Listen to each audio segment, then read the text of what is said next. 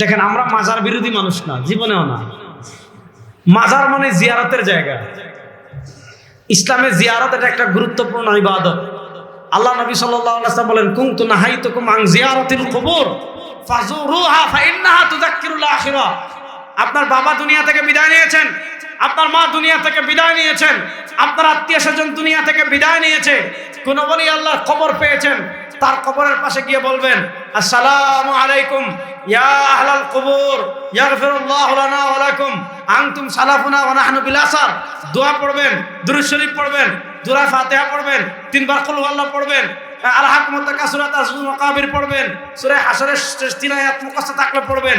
কিচ্ছু মনে নাই, সুবহানাল্লাহ আলহামদুলিল্লাহ লা ইলাহা ইল্লাল্লাহ আল্লাহু আকবার বলে ইসারাক সওয়াব করে আসবেন। এটার বিরোধী আমরা না।